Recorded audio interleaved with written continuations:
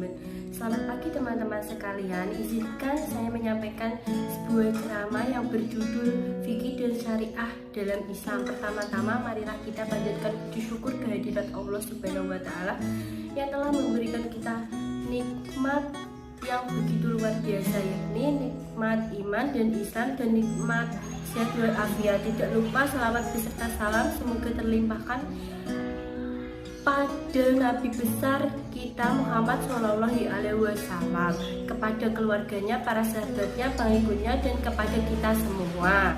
Contoh dari syariah, penerapan syariah Islam di Indonesia yaitu studi kasus gerakan negara Islam Indonesia dari wilayah Salatiga. Negara Islam Indonesia atau NII juga dikenal dengan nama Darul Islam, yang artinya adalah rumah Islam. Gerakan ini bertujuan menjadikan Republik Indonesia sebagai negara demokrasi dengan agama Islam sebagai dasar negara dan hukum yang tertinggi adalah Al-Quran dan Hadis. NII dengan menyatakan keberangkatan yang terhadap ideologi selain Al-Quran dan Hadis, mereka disebut dengan hukum kafir. Fokus penelitian ini adalah bagaimana konsep negara Islam dan syariah Islam yang dilakukan NII dan bagaimana gerakan NII dalam mewujudkan syariah dan negara Islam. Adapun ajaran syariah NII adalah mengganti syahdat dengan baya dan sabaya, tidak mengimplementasikan sholat 5 waktu tetapi diganti menggunakan ibadah universal dengan mengrekrut anggota baru dan maliyah sebesar-sebesarnya. Ibadah puasa tidak wajib bagi anggota NII dan kriteria tidak puasa dikenakan fidyah 15.000 setiap hari. Melaksanakan zakat fitrah diwajibkan membayar 50 per orang dengan maksimal yang tidak ditentukan. Pelaksanakan ibadah haji tidak perlu ke Mekah atau Arab Saudi, tetapi cukup ke Ma'had Al-Zaitun sebagai pusat NII. Jihad yang berada di NII adalah dengan cara melakukan perekrutan anggota baru dan maliyah sebanyak-banyaknya. Proses pernikahan dilakukan membelai 2 kali, yaitu di NII dan KUA.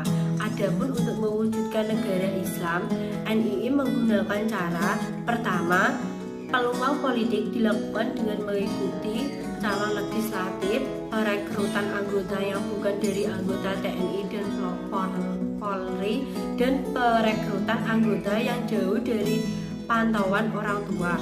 Kedua, mobilitas struktur atau mobilitas eksternal dan mobilitas internal.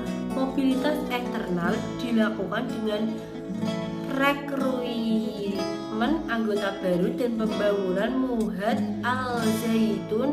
Mobilitas internal dilakukan dengan cara takziah. Contohnya adalah Yep Online Shop, merupakan toko online yang menggunakan sistem dropshipping, namun Yep Online belum menjadi dropshipper resmi dan supplier. Penelitian ini merupakan penelitian lapangan dengan pendekatan deskriptif analisis. Sumber data yang digunakan adalah data primer dan data sekunder. Berdasarkan hasil penelitian menunjukkan bahwa praktek jual beli dropshipping yang dilakukan Yep Online menunjukkan bahwa praktek jual beli dropshipping yang dilakukan Yep Online belum sesuai dengan fikih muamalah sebab tidak memenuhi syarat akhid dan ma'ahudalah serta hukumnya menjadi tidak sah.